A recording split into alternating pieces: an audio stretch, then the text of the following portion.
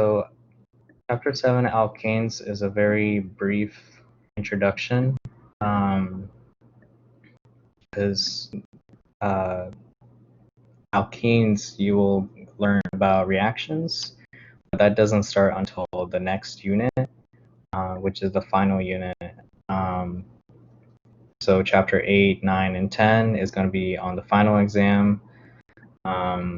And it is cumulative, so those chapters don't have their own unit exam. They're included in the rest of the semester exam, which is a cumulative. But yeah, so in Chapter 7, here's a rough agenda that you need to know. So first off, we have nomenclature, which is a very quick, just simple addition to what you already know in nomenclature. E and Z. Hopefully you guys have covered this in lecture already, but I will go over it, of course. And we also have to briefly mention degrees of unsaturation. Now, whether you actually need to know this for the exam or not, I don't know. The year I took it, they taught it to us, but it wasn't important until CHEM 2, I believe. However, it's just a simple formula to know the degrees of unsaturation. And then, of course, we'll talk about stability and reactivity. And it kind of ties into the previous topic, but we'll also talk about heat of hydrogenation. So it's going to be very brief. I would imagine about 30 minutes or so. So let's get started. So yeah, the first three should be very easy. So I'll give you guys a practice problem. So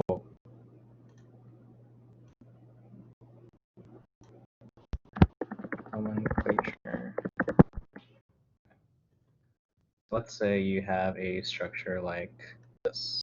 1, 2, 3, 4. Oops, sorry. 1, 2, 3, 4, 5. Okay. And then let's say there is a double bond right there. Okay. So we have a double bond between this carbon and that carbon. Okay. Now, when we label our carbons, like our parent chain, just like how you guys learn it in Unit 1, you still want the lowest numbers on your functional groups. And in this case, your alkene is your functional group. Okay. So if I label it from left to right, it's going to be 1, 2, 3, 4, 5. So 3 and 4, as opposed to right to left, which is 1, 2, 3. So I'm comparing 3, 4 to 2, 3. So obviously 2, 3 is better. That's why we start from the right side. And then, of course, to number these, it's going to be 1, 2, 3, 4, 5. And so the full name of this structure is going to be, first of all, the parent chain is pentane, so we're going to have the prefix pent, and then dash 2, because that's the carbon the double bond started on, and then ene, because all double bonds have to end in alkene. Okay?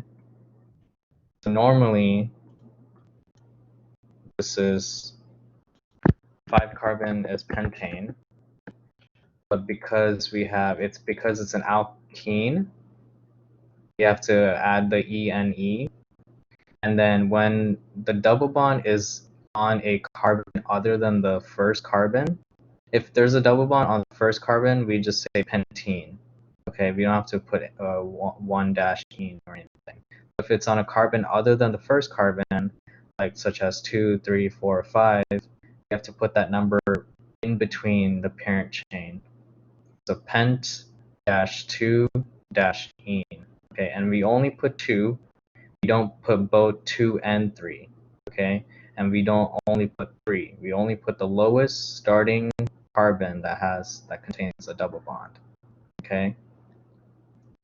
Now let's say it has more than one double bond. Okay, so 1, 2, 3, 4, 5, 6. And let's say our double bonds are on carbon 2 and carbon 4.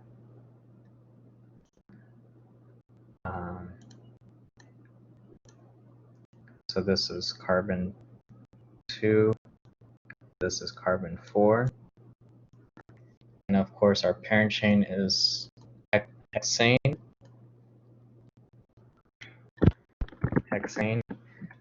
But the nomenclature of the diene one is going to be hex dash 2 comma 4 dash diene.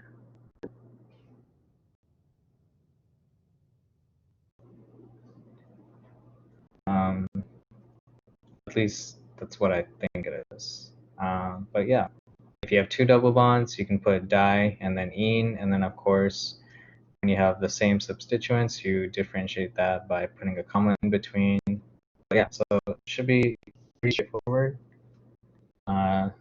Basic nomenclature rules from Unit 1. I don't think you should have too many tricky questions regarding this, but make sure you understand it and not skip over it. Okay, let me know if you guys have any questions. Next we'll do E and Z. Thank you.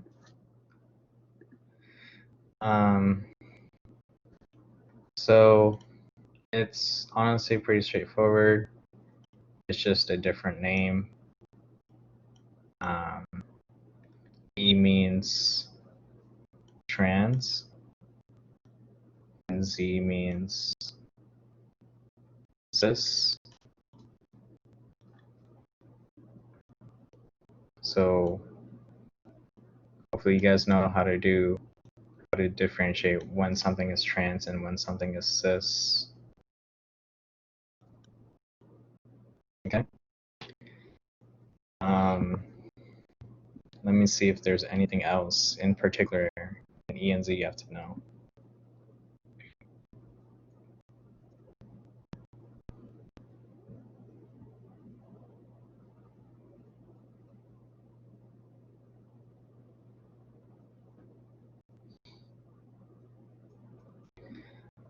Also, regarding the nomenclature, there's 2 different ways you can write this, and I'll show the second way. I think this might also be acceptable if you say 2 comma 4 dash hex diene, I believe. But either way, I personally think putting the numbers in between is easiest. But yeah.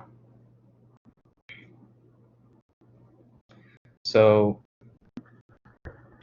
honestly, the difference between cis and trans versus E and Z is that not all alkenes show cis-trans isomerism. But I still feel like it's more or less the same thing.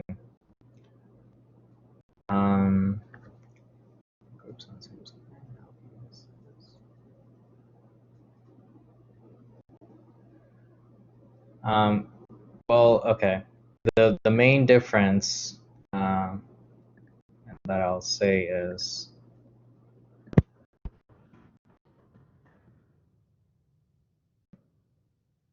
all groups are different. So for E and Z, all groups are different, but for cis and trans, you have the same group on both sides. Okay? For example,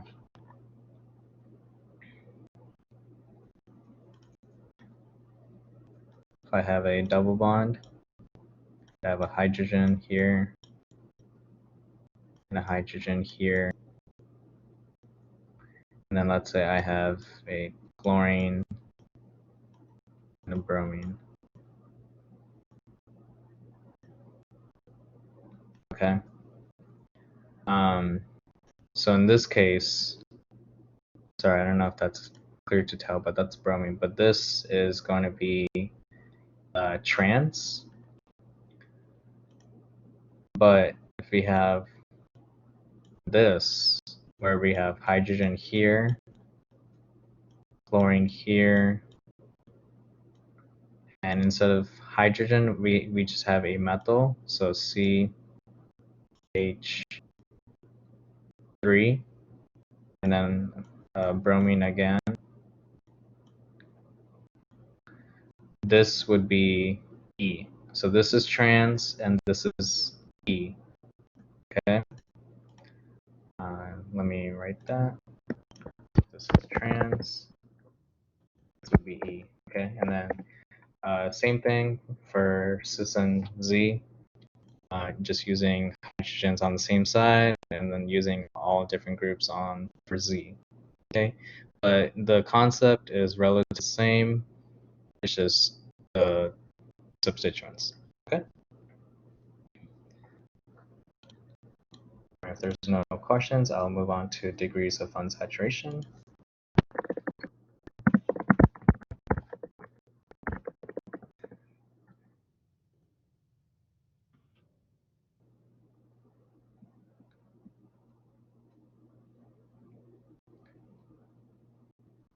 Basically, if you're unsaturated, that means you have a double bond.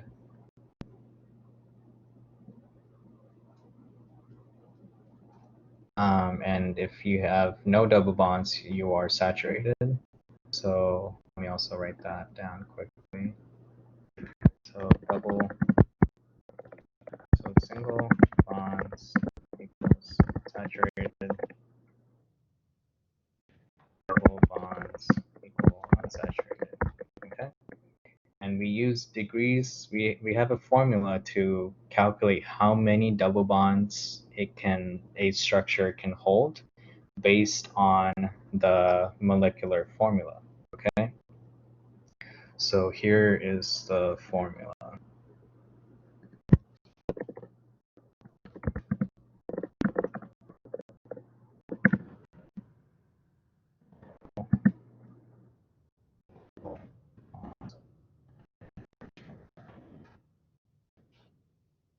So I actually have to, no, actually I can type it out.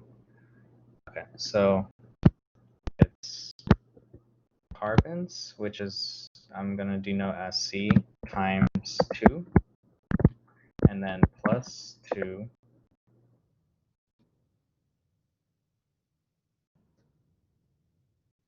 and then plus nitrogens.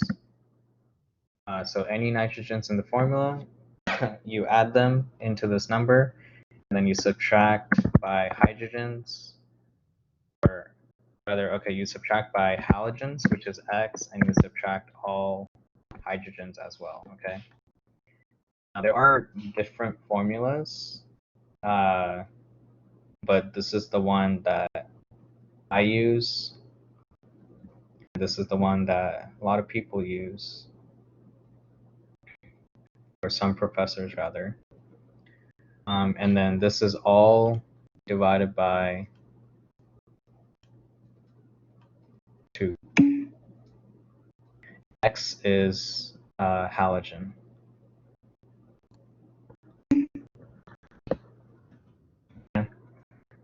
Let me create a little key. So C equals carbon and equals nitrogen, H equals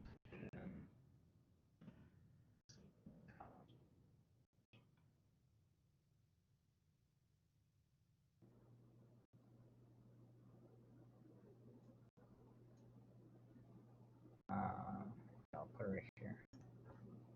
Okay.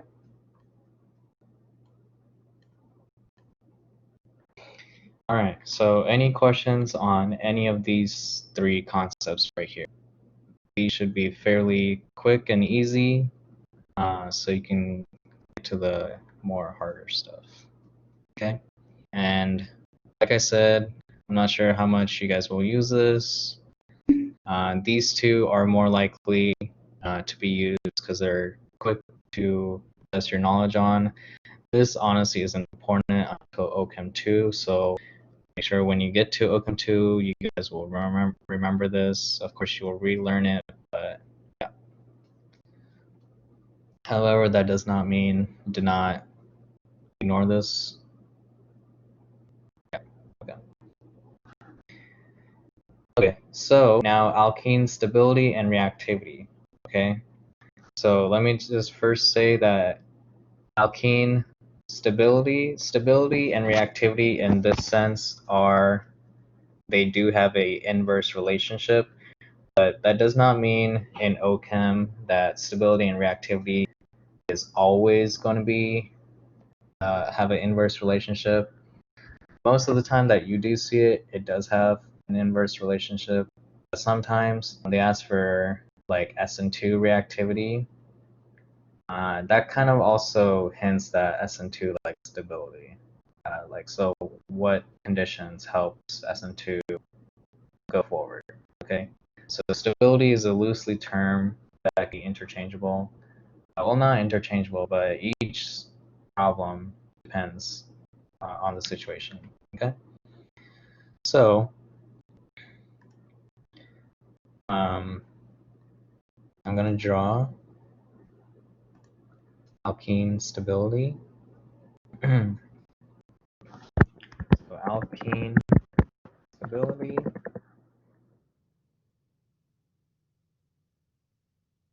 and reactivity. And reactivity is the same as heat. So a higher heat of hydrogenation. Okay.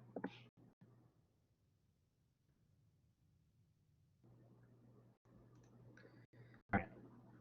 So the order goes, and this is just a trend that you just need to understand for any ranking questions or I guess multiple choice questions. So you have 4 substituents, and I'll draw out all of these. And I'm going to denote substituents as sub, and then you have 3 sub, then you have all of your 2 subs, which are trans, geminal, which is gem, and then cis. Okay, I can write geminal out, and then cis. Okay, and then after your 2 sub, you have mono, which is 1 sub.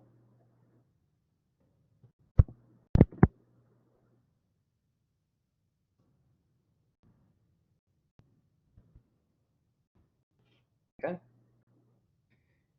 So now I'll actually draw what that looks like. Okay. And this is in terms of stability. Okay. And I'll make that clear. Okay. So 4 substituents means that your double bond has 4 substituents, exactly what it sounds like. Okay. And we are using substituents, we're using methyls as our substituents. And the reason why, actually I'll explain the stability reasoning later. So we have that first, then we have our 3 sub, so we're going to draw our double bond again, 3 methyl groups instead of 4, and then all of our 2 subs,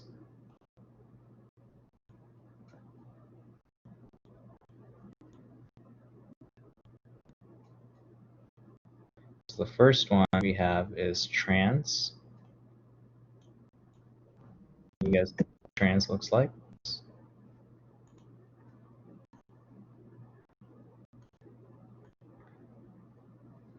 Sorry, did my audio cut out, or can you guys still hear me?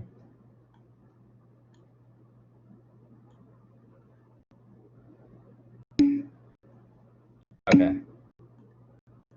All right. So yeah. So that's that's trans. Now geminal is when a double bond has two substituents on the same carbon. So it's on the same side. Okay. Don't get them mixed up with cis. Okay. For cis, it's on the same side, but it's on two different carbons. Okay.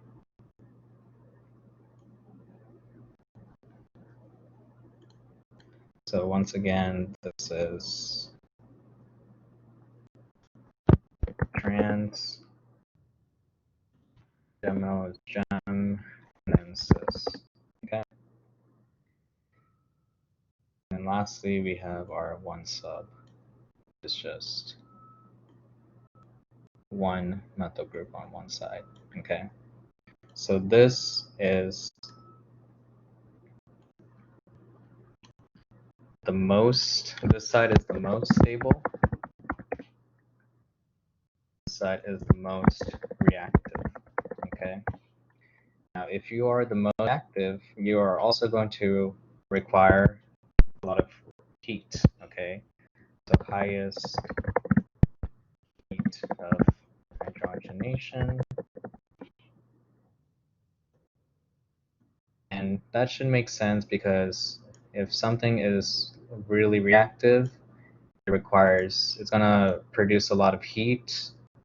And the reason why mono is really reactive is because it's the least stable. Okay. So let me actually put all three. So least stable, least reactive, lowest heat of hydrogenation.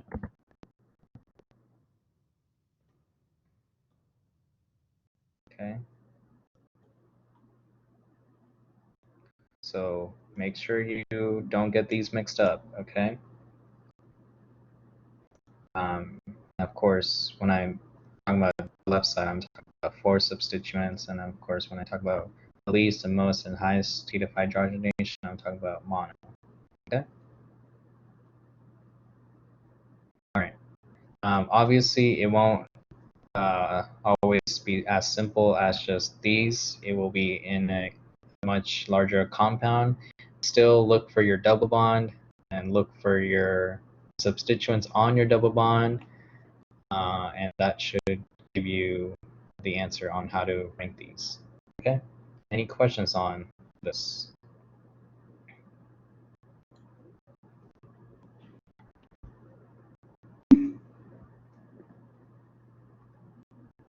All right.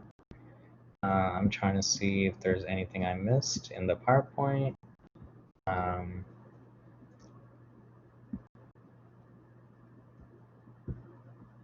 Yeah, you don't need to know like kilojoules or anything, calories, kcal or anything like that.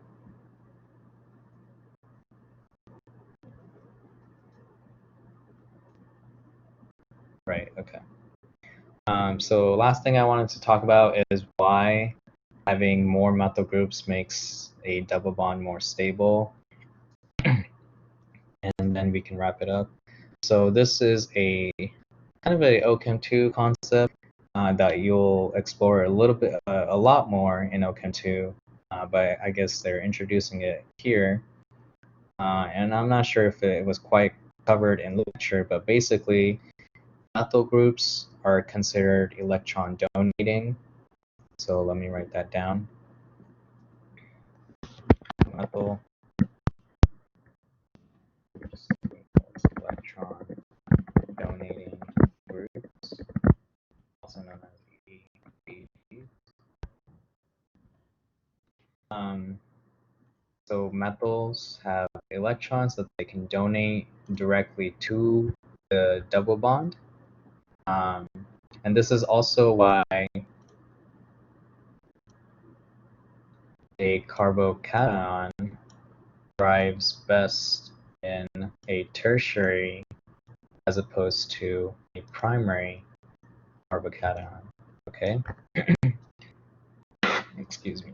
So with that knowledge I just told you, that methyl groups donate electrons to the carbon that they're attached to, that should tell you that more methyl groups will donate more electrons to something that is electron deficient, right? So all three of these are donating electrons, whereas primary, only one methyl is able to offer electrons, okay?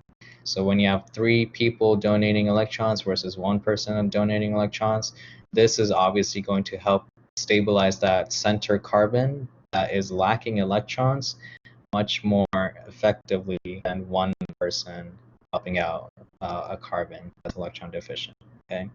The same concept applies to alkenes, okay? Double bonds have four. Well, each double bond is one pi bond, right? And those bonds have, each of these they have 2 pi electrons, okay? And they want to hold on to those electrons. They don't want to give it away, okay? And we can help it by adding more double bonds, or sorry, adding more methyl groups, okay?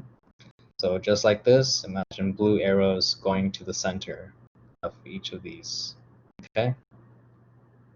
And I guess the specific reasons why trans is better than gem and gem is better than cis, I would probably just refer to your PowerPoint or the textbook. It's not super duper important. I would just know the trend. You don't have to explain like in a paragraph form, like conceptually why one is better than the other. So don't worry about it. Make sure your basics down, and then if you are curious, then go back and learn the specific sciencey stuff. But yeah, any questions on any of this?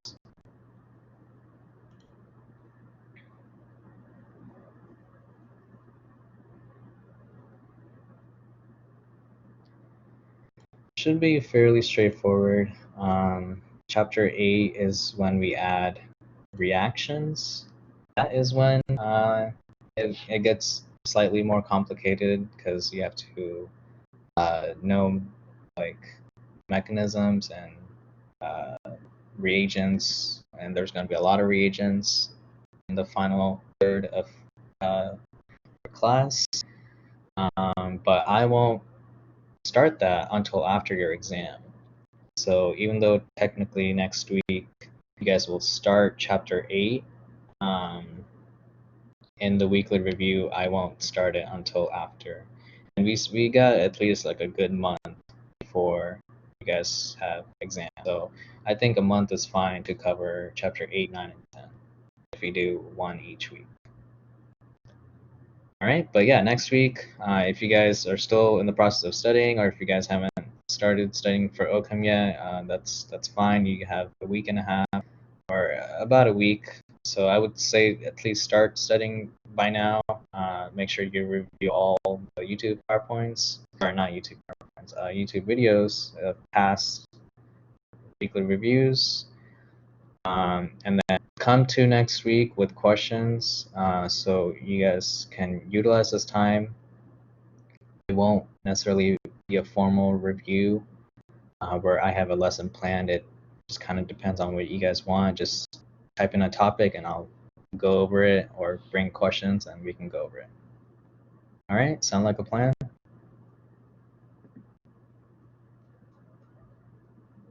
Any other questions before I end the weekly review?